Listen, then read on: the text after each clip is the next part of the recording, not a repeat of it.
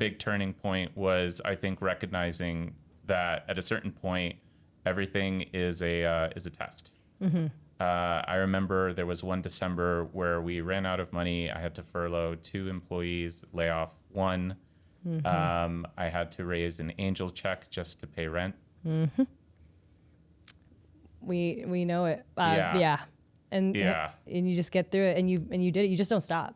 You just don't stop. Like, you might be eating 2 tubs of ice cream, 3 per week, whatever the number is, but you still made it on the other end of the week. And I remember after that December, it was crazy because January 2nd, I got a phone call. Hey, you know how like we were supposed to wire you $100K and we told you we weren't liquid yet, so we couldn't do it. Well, we're ready to do that now. See?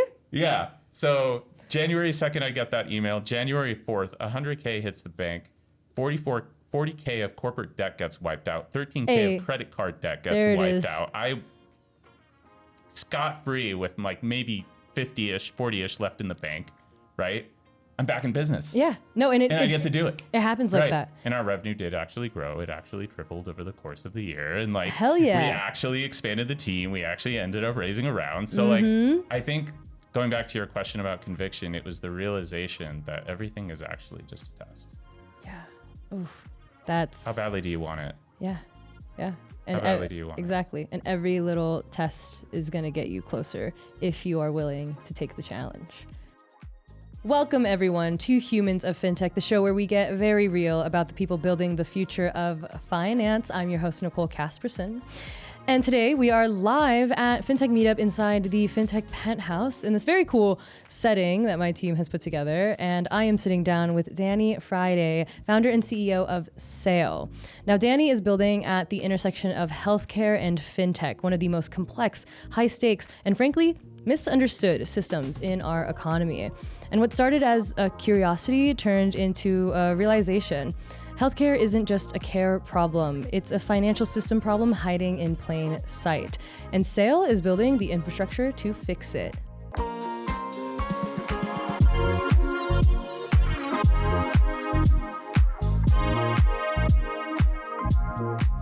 I am really excited about this conversation. I have been wanting to report and dive into this for years. So Danny, I'm so excited to have you here. Welcome to Humans of Fintech. Thank you. It's great to be here. Yeah, yes. You didn't necessarily dream of being in fintech or necessarily healthcare. What were you, I guess, originally building towards when you first started your founder journey? Sure. Started out as a software engineer and like many in their early years wanting to make a difference in the world. When you're just starting out, you need to figure out, I think, as many people do, what is it that you can do, that you can offer to the world, that you can uniquely do, that the world actually needs. And I've always, throughout my life, tried to figure out what that intersection was. Figuring that out as an engineer and then going into something as complicated as healthcare wasn't necessarily easy, but it was largely driven by wanting to make a difference or at least improve the world that we live in. And the cost of healthcare just felt like such an obvious thing throughout the entire time that I've been growing up to do something about.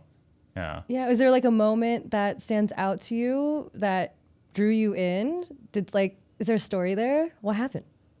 So it's kind of a silly story, honestly. I'm not sure it's the best one, but a funny sort of story around like how silly this system is that we have today is I literally was, as someone who is trying to just straighten my teeth, I went to Mexico. I didn't actually have that much money. So it was easier for me to go across the border. So you've done this, you know, and I had money set aside to do this. And so I went across the border and got what I needed to in terms of like all of the receipts that are needed to properly reimburse this expense. And when I tried to actually get it reimbursed, it was because it was in Spanish that the administrator wouldn't accept the receipt.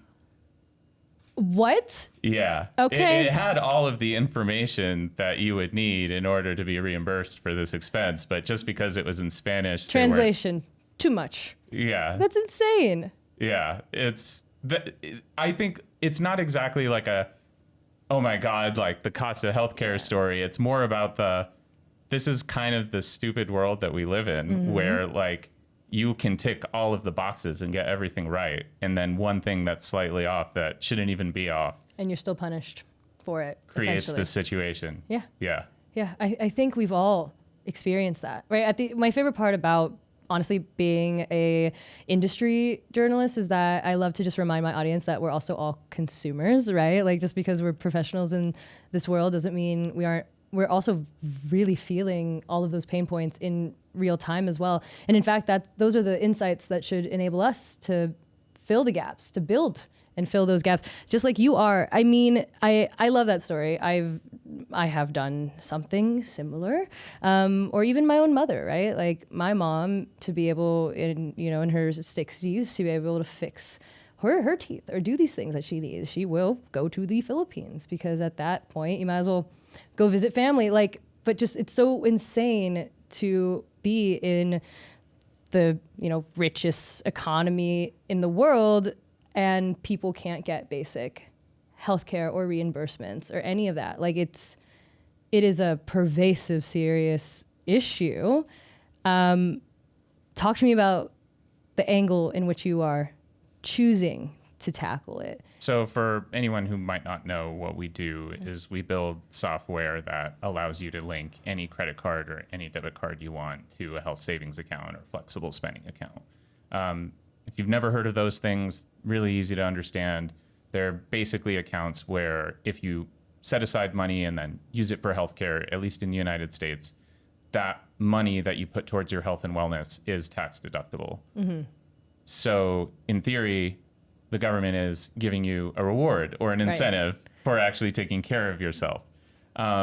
And that sounds great and everything. But once put into practice, we realize how difficult and unnecessarily complicated that is.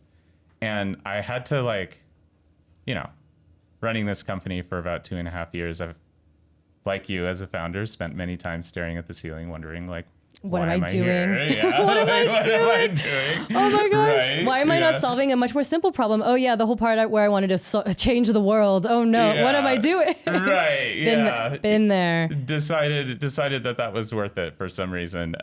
But I mean, one of those staring sessions with the ceiling kind of taught me something, which was that the way that U.S. healthcare is today, it is this way because we value freedom so much that we'll take the complexity that comes along with it. Mm-hmm. Mm-hmm. And it's a trade-off that we seem to have been okay making.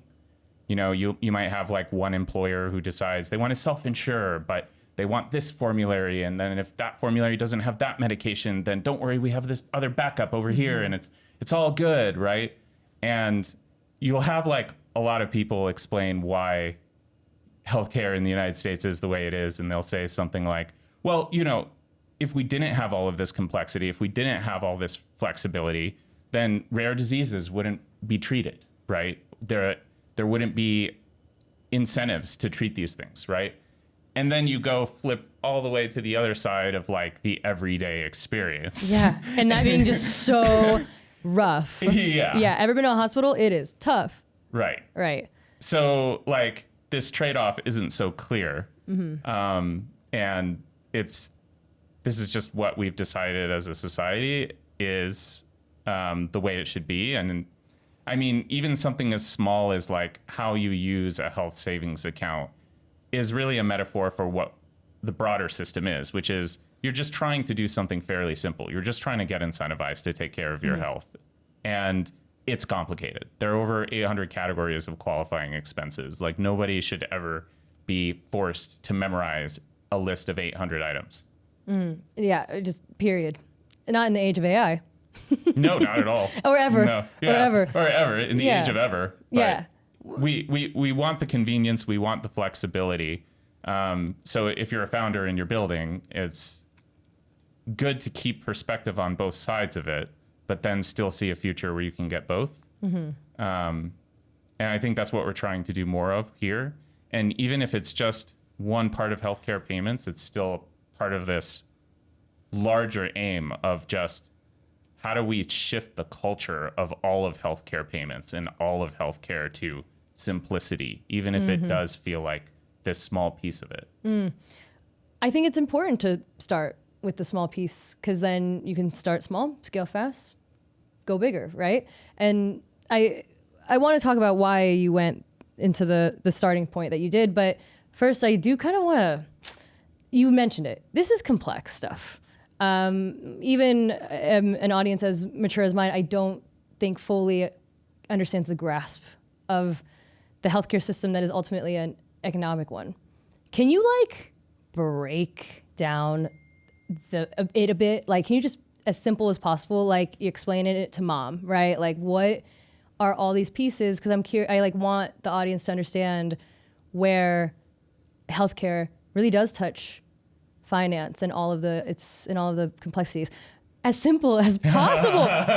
You got it. Right. You know, I just like a quick one. Right. Oh man. I know. Man. I gave so you. Are we talking about health insurance? That's my guess is that you're asking about like how does health payments work in the context of health insurance and the business of shifting risk and all that. Okay.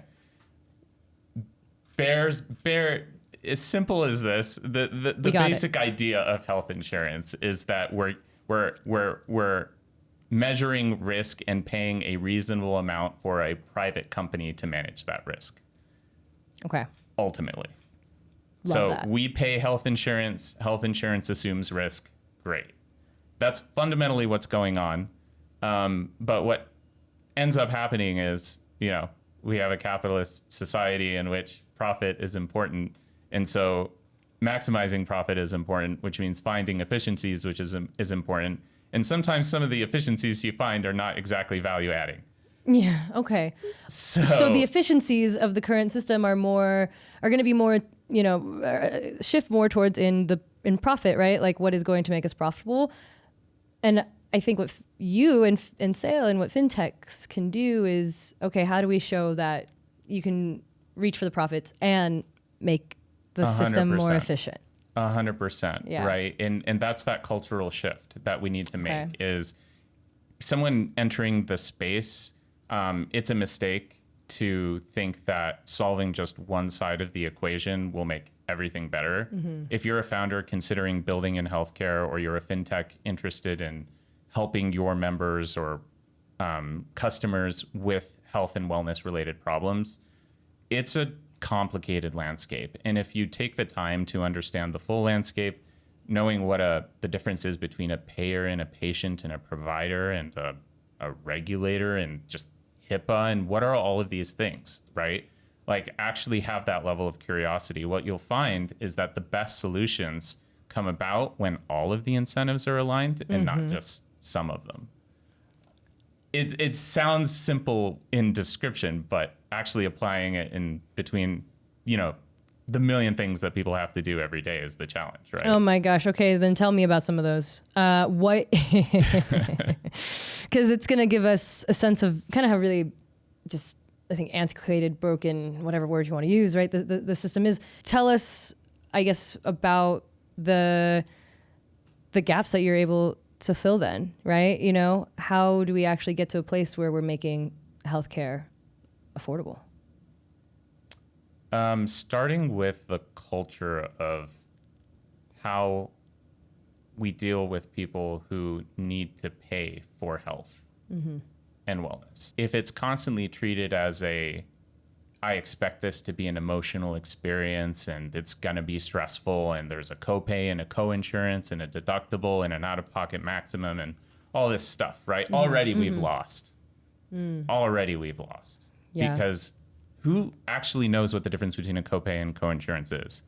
Yeah, not really. I'm not gonna lie. Like if you're in the space, you will. But like if you're like open enrollment like once a year, you're like, how much is the premium again? Wait, Google deductible. What's that? Like, this is not something that people use in day-to-day language. So it really is about the culture. And it's not a platitude. It's literally like, if we can get away with this from this idea that we should be teaching people words to take care of themselves and actually just give them what they're after, maybe that actually will set us off in the right direction. Yeah, healthcare seems seemingly as a system has a lot of parallels and similarities with the financial one, right? Oh, wow. Imagine yeah, you're that. right. I know. Well, That's but crazy. actually, right? The You sure? jargons, the complexity, you have to know a certain language and a vocabulary to understand what a stock is, right? How to invest, any of these, what an ETF is, any of those things. I mean, if I wasn't a finance journalist, I don't know who would have taught me those things other than just self-learning. And we're going to do the same thing for your health and wellness, right? And then to your point, and fundamentally say none of these are tied together, right? Like we're going to tell culturally, we're going to say, unless except for the part where you only get healthcare if you have a job. Yeah, that part. That is definitely something that the good news is that we're seeing a shift increasingly. If, there is anyone who's interested in researching more about ICRAs, yes, we really do have terminology in the space called ICRA. There you go. What's an ICRA? It's a special reimbursement arrangement. I know. Get ready for it. I'm ready. Where your employer will give you money for you to go out and buy your own health insurance. But it's called an ICRA. Sounds pretty icky. I don't know what else to say other than a simple concept had to have that word labeled to it. So anyway, I'm going to let go of the culture thing for a second. I'm trying to let go of it, right? Because I get it. Because I feel the same way in terms of being a disruptor, right? You're like, this is the way it is. I can't, start changing acronyms, but where can I start, right? Where can I start to make change? Where was the start button for sale? For sale. Because you start with a small problem. Right. Starting with sale. I mean, since starting the company, something that I've always been thinking about is the cost of healthcare. It's the reason why we've had one of the longest full federal government shutdowns, not partial shutdown, but like full shutdown. It's the reason why a CEO was shot twice in the back in New York. The cost of healthcare has not only been a fascination for me, but like a consistent rampaging problem that we still have today. And it surfaces in the way that, you show up to the doctor's office all the way to the amount of interest that we pay to other countries because of how in debt we are paying for healthcare. It's connected to everything. It's everywhere, and it's hard to ignore. So the start of sale really is little old Danny wanting to change the world and find intersectionality between being a software engineer and then entering into a domain like this. And I would say that for any founder who is starting out, let's say as a software engineer, and they want to enter a domain, getting an advisory board or surrounding yourself with as many advisors as possible, or even getting a co-founder who actually is a domain expert. Great idea. You're like, did that. Okay. Yeah. Wish I did that. Yeah. But an advisory board. Yeah. Absolutely do that. Okay. How early did you get an advisory board? Oh, God. Day one? Day zero. Basically. Day -1. Yeah. Before the company was even founded. Yeah. You have to surround yourself with domain experts, especially if you're going to come in with a lateral move and say that you can upend a traditional industry. Highly recommend being a young grasshopper. It'll go a long way. Yeah. But it's the good news is that once you get enough background, people start to take you seriously at a certain point, and you stop being just the software engineer, and you actually start being heard. Right. Yeah. Being the listened to CEO, if you will. Yeah, and it's kind of a cool moment because you don't expect it when it starts happening. I know. And then you're like, oh God. It's happening. It's happening. People are listening. I know. Yeah, and then all of a sudden you're like, I must do all the things I said I will do because people are listening. Yeah, and I mean, no pressure. I think that's what's going to happen with this too, because like I said, I've been wanting to write about this topic more. There's a reason I haven't, because where have been the founders to, and obviously it's a big world, but I'm deeply in the fintech space every day. I wish that I had already been covering this more, especially given all of the things you've shared and the ramifications. It's crazy. And it's getting worse, and it's getting worse, and our economy is getting worse. And like, it is crazy. But the entry point for you are these reimbursements, and you had mentioned before, right? Like, the reimbursement and receipt, that one checkbox bad in Spanish can't, as if that was a terrible checkbox to have. Can't translate. No Google Translate in the healthcare system. There was no generative AI back then. We don't do that. Hey listeners, I want to take a moment to tell you all about the Academy of Fintech, our private membership community here at Fintech is Fem. Now, I built the Academy for founders, operators, investors, and leaders who don't want to just keep up with fintech, but want to help shape where it's going next. Leaders who want real influence and to build in community as we build our legacies. Now, membership includes a private Slack community, monthly virtual salons and masterclasses, plus exclusive fireside chats with industry leaders. Now, that's over 40 virtual lessons that you can access to build your career and influence.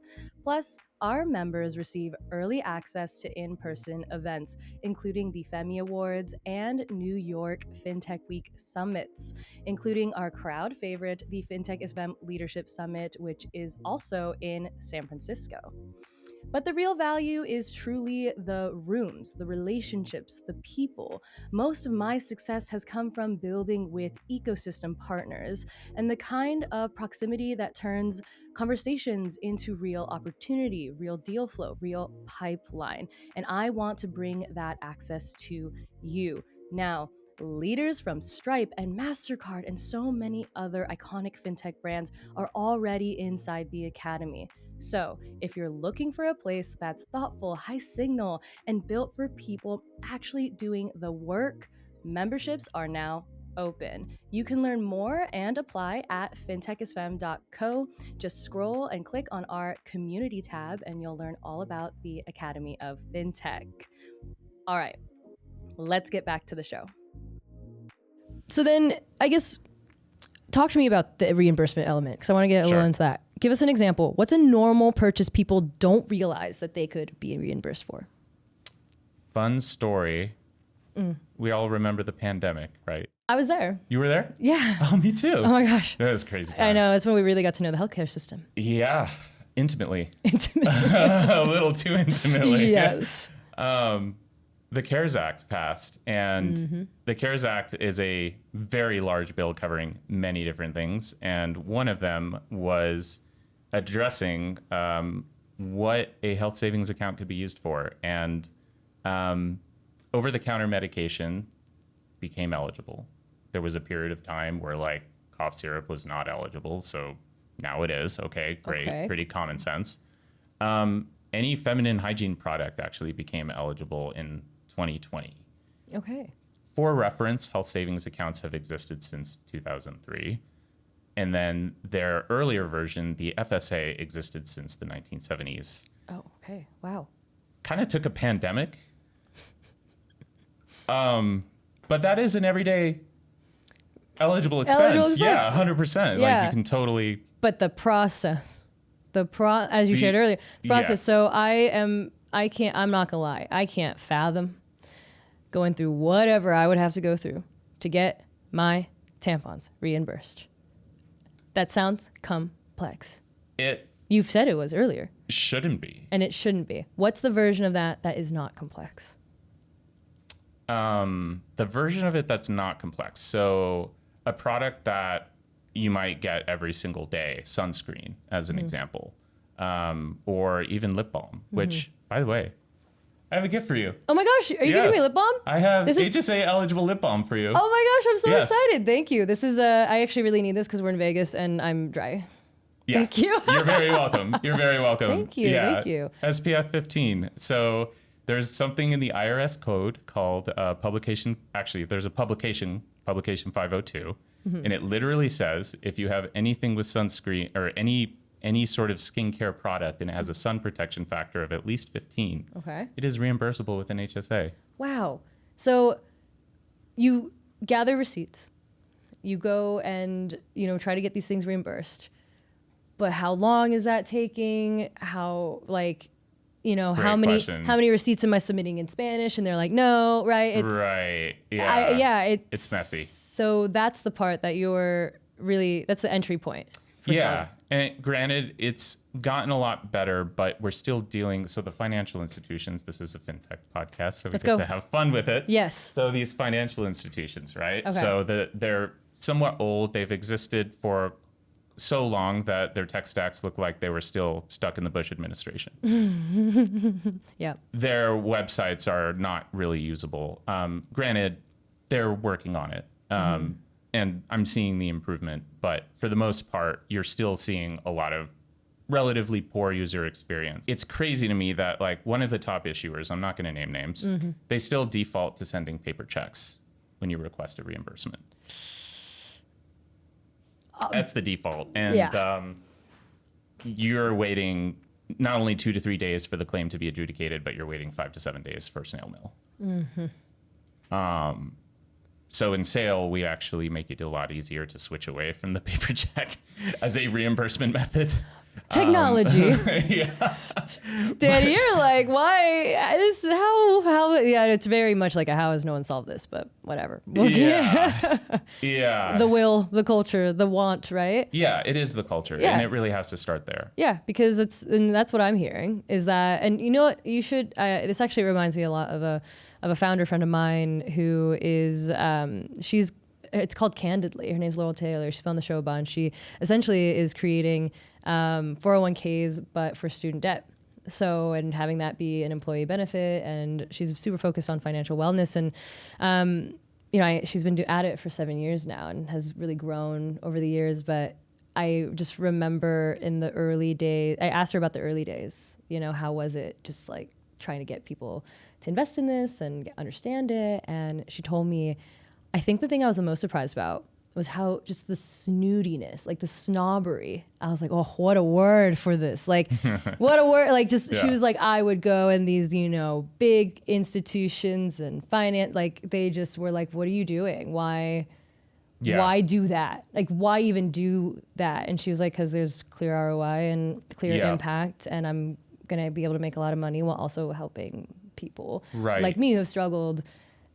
The fact that that's even a disconnect for some of the powers that be in our financial system is just a bit crazy. I imagine you run into some of the same issues, 100%. which is why I brought her up. I'm glad you bring that up because that is very much a problem. Yeah. And you're kind of sitting in these rooms and you say, this is the benefit to the user. This is the benefit to the employer. This is the benefit to the da-da-da-da-da-da.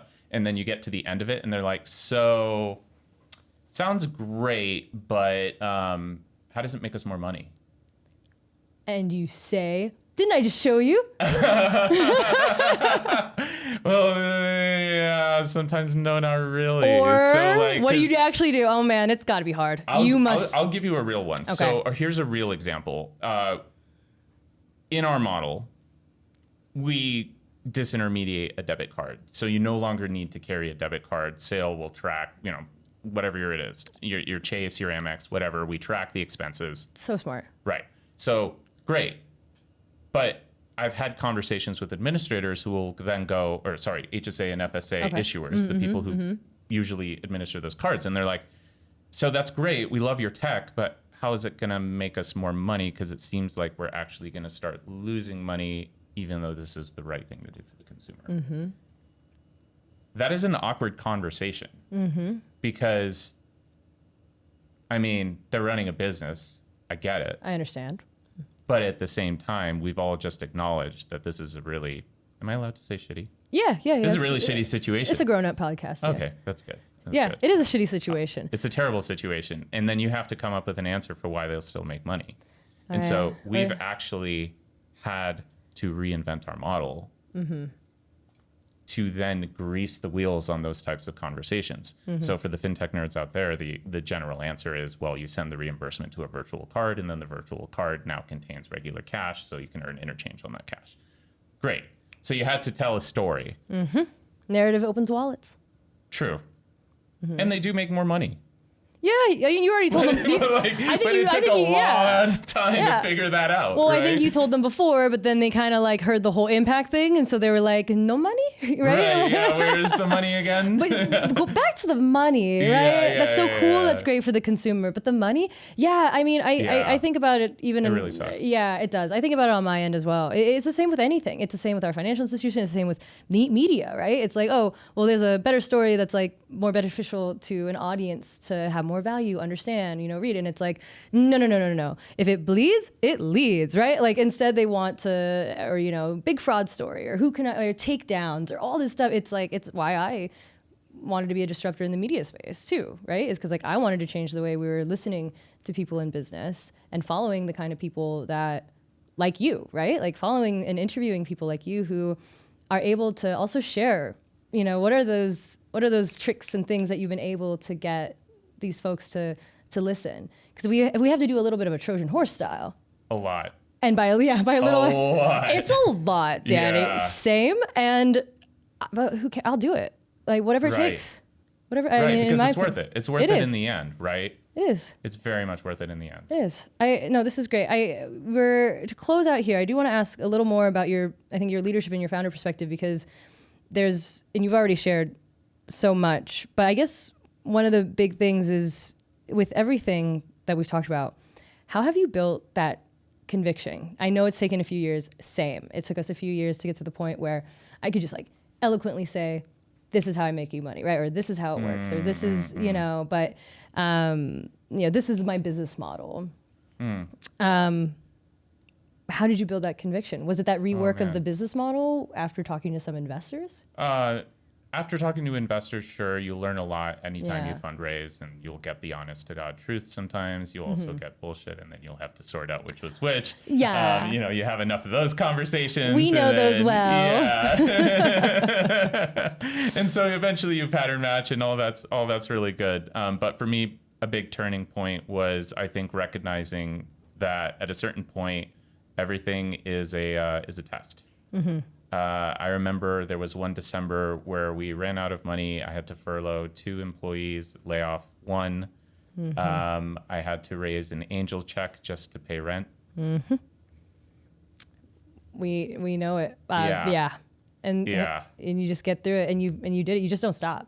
You just don't stop. Like, you might be eating 2 tubs of ice cream, 3 per week, whatever the number is, but you still made it on the other end of the week. And I remember after that December, it was crazy because January 2nd, I got a phone call. Hey, you know how like we were supposed to wire you $100K and we told you we weren't liquid yet, so we couldn't do it? Well, we're ready to do that now. See? Yeah. So January 2nd, I get that email. January 4th, $100K hits the bank. 40K of corporate debt gets wiped out. 13K of credit card debt gets wiped out. I scot-free with like maybe 50-ish, 40-ish left in the bank, right?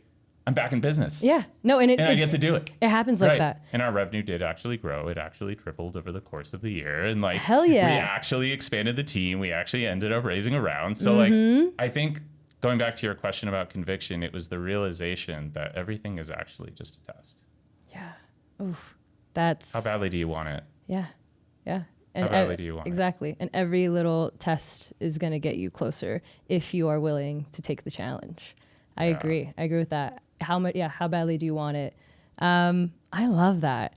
That is a strong note for me to end on. I am going to do some rapid fire questions. Go for it. All right. First thing that comes to mind, coffee or tea? Coffee. I've had plenty of bouts with tea though, so don't get it twisted. I do love my teas. Sorry, I had to. I'm gonna leave that there. The best career advice you've ever received. Oh man. I'm sure I've received career advice at some point in my life. The kind that you give yourself. Love that. Yeah. A fintech. I clearly listened. I know. He's like, advice. Good wisdom, avoiding mistakes. Yeah. All right. One habit or mindset that makes you a better CEO. Waking up early in the morning when no one else is awake. Ah. Yes. Okay. Love that. I've I do it the opposite way, but Sure. I have ambitions for flipping it back around and being a morning person instead of the night owl. I'll keep you posted how that goes. I mean, hey, if Whatever it's working, works. You're here. Yeah, we're here. You're here. Work at the Yeah. time when no one else is up. Yeah. Life hack. I like that. I like that abstraction. That's a good one. Thank you. A hill you're willing to die on when it comes to building a business. A hill I'm willing to die on. Love the problem, not the solution. That's the one. And something people would never guess about you. This came up earlier. Syrian. So Hey. most people, or a lot of people, think I'm Latino, except Latinos. Same. Yeah. Me too. Latino by marriage these days. Makes sense. Thank you. If you know, you know. If you know, you know. All right, Danny Friday. This Thank you has so been much. so great. Thank you so much for joining us. And thank you for just your honesty, your candor, for teaching us about sale and the healthcare system and its intersection with fintech. I really never stop. Please keep going forever and ever, until like the big exit, and then you solve all the problems or whatever it is. All the problems. Yes, all of them, All of because them. it's resting. I'll take that back. I'll let It's you know. on us. Yeah. All right, I'll keep you posted on all you the solve problems, healthcare. yeah. I'll write about it, and then we'll finally solve all these problems for our economy and our world. So I look forward to it. And then everyone will know about it. Okay, so you had mentioned though, having these people believe in you, RevTech Labs. They're someone that we work with deeply as well.